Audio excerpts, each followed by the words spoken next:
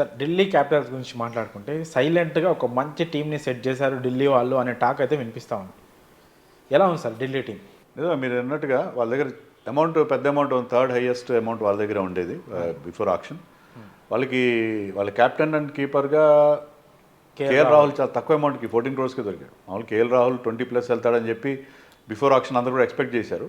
But somehow KL Rahul వాళ్ళకి తక్కువ అమౌంట్కి దొరికాడు. దాంతో వాళ్ళకి టీంని బిల్డప్ చేసుకోవడం చాలా ఈజీ అయింది. మిచెల్ స్టార్క్ కూడా లాస్ట్ టైం 25 crores వెళ్ళినవాడు, దాంట్లో సగం అమౌంట్ తగ్గట్టు తక్కువ amount, I think below 12 crores 11.5 ఎంతో వచ్చేసాడు. సో ఇద్దరు మేజర్ ప్లేయర్స్ వాళ్ళకి చాలా చౌకబేరంలో వచ్చేసారు కాబట్టి ఐ థింక్ అది వాళ్ళకి బాగా ప్లస్ అయింది. ఓవరాల్గా కూడా టీం చాలా బాగుంది.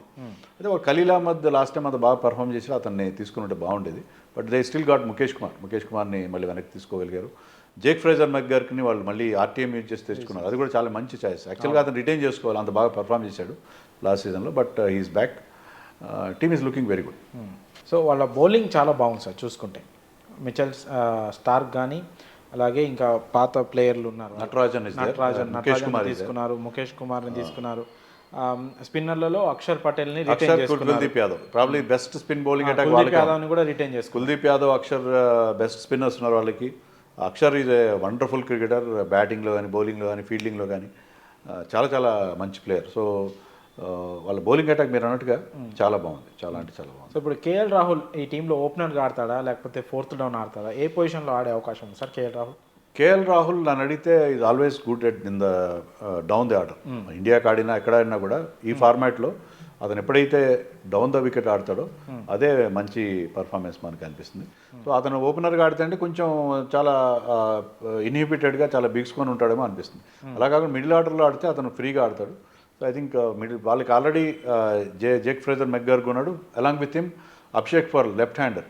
సో అతను కూడా మంచి బిగ్ హిట్టింగ్ ప్లేయర్. సో వాళ్ళిద్దరిని ఓపెనర్గా పెట్టుకొని you play somebody like Harry Brook or Faf du Plessis at number 3 and రాహుల్ని you can play him at number 4. Okay, KL Rahul మీద ఉన్న ఒక విమర్శ ఏంటి సార్ అంటే స్ట్రైక్ రేట్ ప్రాబ్లం, చాలా స్లోగా ఆడతాడని. సో ఈసారి ఢిల్లీలో కేఎల్ రాహుల్ బ్యాటింగ్ స్టైల్ ఎలా ఉండబోతుంది అనుకోవచ్చు? ఎందుకంటే Delhi batting friendly pitch. So KL Rahul batting గురించి సార్ అంటే కేఎల్ రాహుల్కి ప్రాబ్లం ఏంటంటే అతను 2 రకాలుగా ఆడగలడు. టాప్ గేర్లో ఆడగలడు, ఫస్ట్ గేర్లో కూడా ఆడతాడు.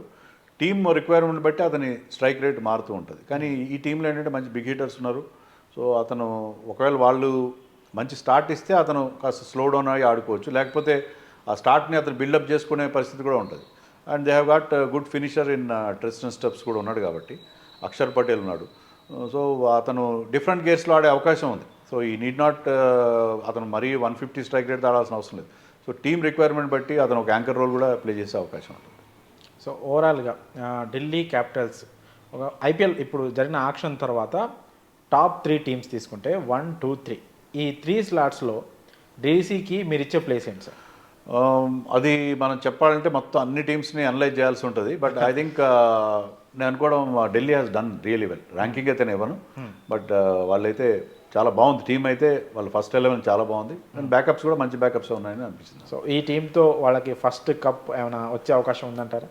అది డిపెండ్ అవుతుంది, వీళ్ళు ఎలా పర్ఫామ్ చేస్తారు. రాహుల్ కెప్టెన్గా ఉంటాడా, లేకపోతే అక్షర్కి ఇస్తారా, ఎవరు కెప్టెన్ ఉంటారు, ఎలా ఫాఫ్ డూ ప్లెసీ కూడా కెప్టెన్ చేయొచ్చు వాళ్ళు ఒకవేళ అనుకుంటే.